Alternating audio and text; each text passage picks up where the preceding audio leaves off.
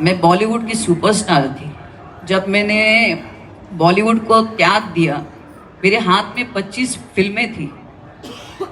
मैंने 40-50 फिल्में की, मैंने 200-300 कॉन्सर्ट्स किए। ये सब को मैंने छोड़ के, मैं कोई बुरी स्थिति में नहीं थी या मैं को बहुत दुख में नहीं थी कि मैंने संन्यास को या मैंने आध्यात्मिक जीवन का सफर तय किया। मैंने अपने खुशी खुशी आनंद युक्त अंतर मन से मैंने इसको स्वीकार किया। बॉलीवुड का करियर बहुत वीआईपी जैसा होता है। सब जगह मैं अगर गाड़ी से उतरती थी तो ड्राइवर मेरा दरवाज़ा खोलता था, बैठने से पहले कुर्सी मेरे नीचे होती थी, धूप जैसे ही आएगी तो छाता रखा जाता था। तो ये सब को मैंने छोड़ के मुझे बॉलीवुड में वापस नहीं आने का, इसलिए मैंने 23 साल पहले बॉलीवुड को छोड़ दिया था, because I was a superstar of Bollywood. जय श्री महाकाल, ओम नमो नारायण। मैं किन्नर अखाड़े के आचार्य महामंडलेश्वर स्वामी डॉक्टर लक्ष्मी नारायण त्रिपाठी, आज ये प्रेस कॉन्फ्रेंस आप सभी को इसके लिए चाहत थी कि आज ममता जी जो अभिनेत्री रही हैं, वो किन्नर अखाड़े से आज उनका सारे संस्कार हुए संन्यास के और उनको पट्टाभिषेक किया गया और उनका नाम श्री यमाई ममता नंदगिरी रखा गया। पिछले 2-2.5 साल से हमारे हमेशा साथ रही हैं। 23 साल का तपस्या है। ये दीक्षित रही, ये अपना खुद बताएंगी परिचय। आज इनको सनातन धर्म से जुड़ के और सनातन के लिए काम करना था, ललक थी इनको, चाहत थी।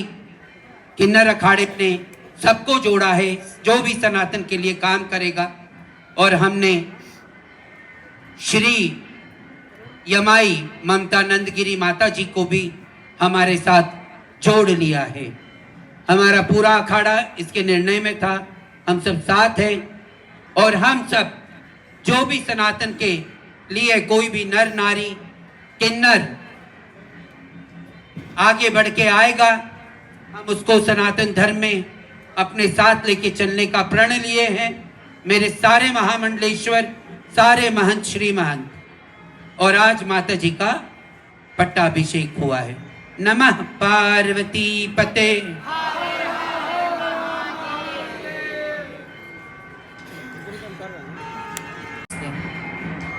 पाराशक्ति ईशानाय विद्महे आद्याशक्ति सदाशिवाय धीमहि तन्नो सज्जोता वामरुद्राय प्रचोदयात्। ये सृष्टि शिव शक्ति ऐसे ही मिलन से उत्पन्न हुई है। मैंने 23 साल तप किया है। मेरे गुरु श्री चैतन्य गगनगिरी नाथ, ये भी चुना अखाड़े से ही है। और मैं लक्ष्मी श्री नारायण त्रिपाठी डॉक्टर से 2 साल में संपर्क में थी और उन्होंने मेरी 23 साल की तपस्या को समझा। और जगत गुरु महेंद्रानंद तिवारी ने मेरी परीक्षा ली 2-3 दिन से कि मुझे कितना ज्ञान, तप और ब्रह्म विद्या के बारे में क्या जानकारी थी, ये मुझे नहीं मालूम था। ये 3 दिन से मेरी तपस्या जो 23 साल की थी उसका इम्तिहान चल रहा था और मैं उसमें पूरी तरह उत्तीर्ण हो गई। मुझे कल से ही महामंडलेश्वर बनने का न्योता मिला था और मैं काफ़ी चीज़, देखिए 3 रास्ते होते हैं आध्यात्मिक जीवन के लिए। एक वामपंथी होता है, दक्षिणापंथी होता है और एक मध्यमपंथी रास्ता होता है। और लक्ष्मी नारायण त्रिपाठी जी इसी मध्यम रास्ते की महामंडलेश्वर है। मैंने जो 23 साल से ध्यान और तप मेरे गुरु द्वारा जो भी मुझे प्राप्त हुआ, मैं सबको आध्यात्मिक जीवन के द्वारा सबको स्वतंत्र करने आई हूँ और मुझे लक्ष्मी नारायण त्रिपाठी से बेहतर कोई और संस्था मिली ही नहीं, सोच ही नहीं सकती थी। मैं सांसारिक जीवन में रहते हुए भी मैं चाहती थी कि स्वातंत्र से मैं अपना जीवन जीऊं। मुझे बॉलीवुड में वापस नहीं आने का मैंने कभी, इसलिए मैंने 23 साल पहले बॉलीवुड को छोड़ दिया था। तो वापस जाने का कोई सवाल ही नहीं उठता। हाँ, लेकिन जैसे एक सनातन धर्म अपना होता है, सनातन मतलब क्या होता है? जो नित्य है, सदैव था, है और रहेगा, उसका प्रचार मैं निश्चय स्वातंत्र्य रूप से मध्यम मार्ग को लेते हुए उसका मैं और प्रचार करूंगी। और मुझे इनसे और कोई दूसरा मुझे समझ में नहीं आया, इसलिए मैंने आज शुक्रवार का दिन भी है, महागौरी का दिन है, प्लस ये जो कुंभ मेला है वो 144 साल के बाद इसका एक भयंकर और पुण्य योग है। मैं कल तक ये सोच ही नहीं पा रही थी कि मैं यहाँ से, ऐसा लगा कि मैं इधर स्नान करूँगी। 12 साल पहले आई थी, वो भी महाकुंभ था, आज भी पूर्ण कुंभ है, और वो भी ऐसा योग जिसमें गुरु, सूर्य, शनि, ऐसे 4 ग्रह एक साथ उनका मिलन है। आज मैंने अपनी यात्रा विश्वनाथ मंदिर के लिए तय की थी, लेकिन उनके जो महा पंडित थे, जो मेरे जानकारी में थे, आज वो गायब हो गए। और कैसे गायब हो गए ये मैं नहीं समझ पा रही थी। और सुबह सुबह जैसे एक ब्रह्मा विष्णु महेश मेरे सामने आ गए। वो जगत गुरु महेंद्र आनंद गिरी महाराज और इंद्र भारती महाराज और एक उनके अनुयायी, ये तीनों मेरे सामने ब्रह्मा विष्णु महेश के स्वरूप आ गए। मुझे इनके पास वापस लेके गए और मैं ऐसी ही बैठी थी और आदि शक्ति ने जैसे मेरे अंतर मन में मुझे बोला कि आज शुक्रवार है, किस चीज़ का इंतज़ार तुम्हें है? 23 साल मैंने तप किया, ध्यान किया, उसका सर्टिफिकेट तो बनता है तुम्हें। और किधर से भी मुझे बनना नहीं पड़ेगा, बिकॉज इनका ये जो महामंडलेश्वर का जो एक उनकी संस्था है, किन्नर अखाड़े की, ये पूरा स्वातंत्र है और मध्यम रास्ता है। इससे बेहतर रास्ता क्या हो सकता है? बस मैं अपने जो भी इनके संस्था और सनातन के लिए हो सकेगा मैं उसके लिए समर्पित हूँ। मेरा जीवन कब से समर्पित है, मेरी जीवन शैली काफ़ी साल से इसलिए समर्पित है, लेकिन अभी मैं ज़्यादा मानव कल्याण के लिए मैं भ्रमण करूँगी। और जो भी मेरा धन होगा, जो भी जहाँ से मैं कमाई करूँगी, वो सब इनके चरणों में मैं समर्पित करूँगी, इनके संस्थान के लिए। यानी से कोई धर्म में नहीं आता। मैं बॉलीवुड की सुपरस्टार थी। जब मैंने बॉलीवुड को त्याग दिया, मेरे हाथ में 25 फिल्में थी। मैंने 40-50 फिल्में की, मैंने 200-300 कॉन्सर्ट्स किए। ये सबको मैंने छोड़ के, मैं कोई बुरी स्थिति में नहीं थी या मैं खूब बहुत दुख में नहीं थी कि मैंने संन्यास को या मैंने आध्यात्मिक जीवन का सफर तय किया। मैंने अपने खुशी खुशी आनंद युक्त अंतर मन से मैंने इसको स्वीकार किया, इसलिए मैं इसमें अग्रसर रही 23 साल तक। एकोसी दृष्टासी सर्वत्र, एकोसी दृष्टासी सर्वत्र, मुक्त प्रायोसी सर्वदा। ये अष्टवक्र गीता में है। ऋषि अष्टवक्र ने कहा है सबको एक ही भाव से देखो, सब में एक देखो, तभी आप मुक्त हो सकोगे, वरना आप कितने भी भोए करते हो, तब तक आप में एक समान दृष्टि ना हो तो आप एक नहीं हो सकते। मुझे मालूम है जो बांग्लादेश में हो रहा है हिंदुओं के साथ, ये नहीं होना चाहिए। और वो क्यों हो रहा है, उसके लिए आपको अंदर तक जाना पड़ेगा कि क्यों हो रहा है, इतनी नफरत क्यों है सब जगह, किस चीज़ के लिए नफरत है। मैंने 23 साल तप किया और मैंने प्रलय को भी देखा है। मुझे महाकाल ने प्रलय की अनुभूति करवाई थी मेरे 23 साल तप में। मैंने काफ़ी महीनों अन्न त्याग दिया। मैंने 50-60 दिन मैंने सिर्फ जल पे ध्यान किया और उसमें मैंने प्रलय को देखा। प्रलय में ये देखा कि सब कुछ समाप्त होने जा रहा है। हिंदू, मुसलमान, सिख, ईसाई, पाकिस्तान, नेपाल, एक क्षण में इतना प्रलय आने वाला है, इतना पानी फैलने वाला है कि कुछ भी नहीं रहेगा, आप लड़ते रहो।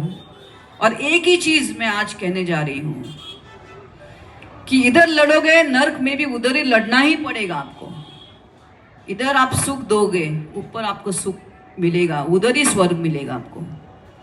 तो आपको सोचना है आपको नर्क में जाना है, दोजख में जाना है। अगर दोजख में जाना है तो इधर आपने जिसको तकलीफ दी उधर भी वही आपका हाल है। उधर कोई आप स्वर्ग में जाके कोई झाड़ या कोई आपको हूर या कुछ नहीं मिलने वाला। इधर आपने किसी को लात दी है तो ऊपर जाके लात ही है और कुछ नहीं है। बॉलीवुड का करियर बहुत वीआईपी जैसा होता है। सब जगह मैं अगर गाड़ी से उतरती थी तो ड्राइवर मेरा दरवाज़ा खोलता था। बैठने से पहले कुर्सी मेरे नीचे होती थी। धूप जैसे ही आएगी तो छाता रखा जाता था। तो ये सब को मैंने छोड़ के और मैंने कड़क तपस्या की अकेले। मैंने गुरु और मेरे इष्ट देव है आदि शक्ति और महाकाल गणेश, उनका मैंने भक्ति भी की, उनका मैंने ध्यान भी किया। ध्यान द्वारा भी, जिसको हम लोग बोलते हैं ना राजयोग बोलते हैं। तो राजयोग में क्या होता है? भक्ति, ध्यान और तप और ज्ञान, ये सब का मिश्रण आप करोगे तो एक गति आती जिधर आपका जो कुंडलिनी शक्ति होती है वो 3.5 फेटा करके आपकी मूलधारा चक्र पे, आपकी जो स्पाइन होती है उसके ऊपर वो कॉइल्ड रहती है कड़क तपस्या से। लेकिन उसके लिए भूम ऐसा होना चाहिए। जिस दिन ऐसा भूम हो गया तो एक दिन ऐसा था कि मैं ध्यान में बैठती थी, मुझे मालूम नहीं कितने घंटे बैठती थी, कभी कभी 5 घंटा 6 घंटा। और एक दिन ऐसे मैं तीव्र ध्यान में थी और घंटी बज गई और मैं अकेली तपस्या कर रही थी। मैंने किसी को नहीं बोला, ना बॉलीवुड के किसी को मैंने मेरा नंबर दिया। 5-6 साल तीव्र तपस्या के बाद एक दिन घंटी बजती है, शायद कोई पोस्टमैन होता या क्या होगा, ऐसा सोच के मैं फट से उठ गई। मैं भूल गई कि मैंने 7 घंटा में एक स्थान पे, एक आसन पे बैठी थी। लेकिन जैसे उठी, बिकॉज मूलधारा में चक्र में जो कुंडलिनी शक्ति होती है उसको ऐसा ही भूम ऐसा होना चाहिए। तो मैंने फट से उठी तो वो चक्र ऐसा खुल गया, मेरी कुंडलिनी शक्ति ऐसी जागृत हो गई कि मैं जूम जूम जूम जूम मैं फट से नीचे बैठ गई। तो पूरा ये स्पन मेरे स्पाइनल से उठ के zoom zoom zoom zoom zoom मैं आँख बंद कर रही थी और मुझे एक हाथ जैसा मेरे माथे पे ऐसा अनुभव हुआ जैसे किसने रोक के रखा हो उसको। लेकिन उसके बाद 1 महीना तक तीव्र मेरी पीठ में जैसे 1000 ऐसी लाइट्स हो, इलेक्ट्रिसिटी की वायर्स हो, ऐसा ऊर्जा मेरे पूरे मेरी पीठ पे, मेरे स्पाइन पे, मेरे आँख में, मेरी इधर। फिर उसको काफ़ी महीने के बाद उसको शांत करने के लिए ऐसी तप होती है। लेकिन कुंडलिनी शक्ति जागृत जब आदमी की होती है वो तो एक शुरुआत होती है तपस्या की। उसके बाद और भयंकर तप करना पड़ता है उसको यहाँ तक लेके आने के लिए। आनंद का भाव था। फिर काफ़ी चीज़ें थी मेरे जीवन के अंदर, मुझे बहुत सारी चीज़ें, संन्यास होता है ना, आपने ऐसा नहीं कि मुझे दुख हुआ, लेकिन काफ़ी चीज़ों को मैंने दी एंड कर दिया इमीडिएटली ना अंदर से। तो वो भाव भी था, सुख का भी था, दुख का भी था और आनंद का कि गुरु ने ये सब मेरे लिए, महाकाल ने और महाकाली ने ये सब मेरे लिए आयोजित करके रखा था। It was like a gift, it was like a certificate for all my तप। मेरा 23 साल का तप मेरे सामने आ गया, इसलिए मैं रोई। और ये आश्रू सिर्फ मेरे गुरु को थैंक्स करने के लिए था, महाकाल और महाकाली को थैंक्स करने के लिए था, और कुछ नहीं। ये आंसू बस वही थे। देखो अंदर से तो मैं सन्यासी हुई, मैंने सब कुछ तो त्याग दिया, और क्या कर सकती हूँ। लेकिन थोड़ा सा एक रहने के लिए जीवन में थोड़ा आपको प्रकृति में होना पड़ेगा, वरना कुछ रहता नहीं रहने के लिए जीवन में। क्या रहेगा, कोई रस ही नहीं मेरे जीवन के अंदर सिवाय ध्यान, भक्ति और इसकी। और थोड़ा सा मैं अपने आप को पहन लेती हूँ कपड़े, कभी मुझे लगता है मुझे पहनना चाहिए तो मैं क्यों उसको, हाँ कोई बंदगी नहीं है। किन्नर अखाड़े में देखिए, हेलो, किन्नर अखाड़े में वहां से शुरू कीजिए और वहां खत्म कीजिए। हमारी कल्याणी माँ को देखिए कितनी सुंदर है, वो भी किसी हीरोइन से कम नहीं है, पर वो हमारी महामंडलेश्वर हैं। और श्रृंगार और सुंदरता की हम अपने प्रभु के लिए क्यों हम उदास क्यों रहें? हम प्रसन्न रह के अपने आप को प्रसन्न चित्त रख के अपने प्रभु का गुणगान करें। अभी आप ही बताइए, मुझे लगता है ये सब कुछ हम महाकाल के ऊपर, महाशक्ति, आदिशक्ति के ऊपर। आदिशक्ति बहुत चंट है, वो कब क्या करेगी किसी को कुछ नहीं समझता है। कल मैं ना बोल रही थी महामंडलेश्वर के लिए, मैंने कहा नहीं मुझे किसी चीज़ के लिए बनना नहीं है। आज उसने मेरी बुद्धि को ही घुमा दिया, कंप्लीटली 360 डिग्रीज हो गया। अब मैं क्या करूँ? You know, best thing is to leave to God. हम लोग कम सोचते हैं, बहुत कम भगवान को भी बहुत कम समझते हैं। उन्होंने कुछ और ही प्लान्स किया होता है आपके लिए। आप कसम से भगवान आपके लिए बेस्ट सोचते हैं। और क्या कहूँ मैं आपको, मैं तो बोलूँगी पूरा जीवन आप ईश्वर को दोगे ना तो भी कम है। आप कसम से नहीं समझ पा रहे हो आप क्या गवा रहे हो। मैं अभी क्या बोलूँ, वो आश्रम मेरे गुरु और ईश्वर के प्रेम का प्रतीक था। मुझे आनंद हुआ इसलिए वो आश्रम थे। It was like thanks to God for whatever I did so many years of तपस्या टू हिम। अलोन, मैं अकेली रहती थी, अकेली उनके 7 दिन का भोग खुद हाथ से बनाती थी, बर्तन खुद साफ करती थी, उसके बाद 5 घंटा ध्यान करती थी, 3 वक्त का उनको भोग चढ़ाती थी। 10-12 साल मैंने अपने आप को देखा ही नहीं। मेरे 3 बैग्स भरे पड़े थे, सब ऑल डिज़ाइनर ब्रांड्स के कपड़े थे मेरे, because I was a superstar of Bollywood. वो तीनों के तीनों बैग्स मेरे लॉक हो गए थे। मैं ऐसे ही घर में बैठती थी। मेरे पास एक गाड़ी थी, ड्राइवर था, उसको भी मैंने बाजू किया। मैंने ट्रेन मेट्रो में जाना चॉइस कर लिया, मेट्रो से मैं जाती थी और 1 घंटे का यात्रा थी मंदिर के लिए, पैदल जाती थी, फूल लेती थी 7 दिन के, फिर आके घर में बंद करके 7 दिन तक मैं कड़क तपस्या, भक्ति, ध्यान, ऐसा समर्पण। मैंने 12 साल ब्रह्मचर्य का पालन किया। उसके बाद ये सब चीज़ मुझे प्राप्त हो गई है। इतना सहज नहीं था, कुछ भी नहीं था सहज। बहुत कठिन तपस्या, बहुत कठिन। बिल्कुल इसको मत सहज समझना कोई क्लोज का, कोई कपड़े का कुछ फैशन परेड चल रहा है। ये बहुत कड़क। मैं तो लोगों को बोलूँगी, कभी कभी इतना गुस्सा भी आता है भगवान के ऊपर।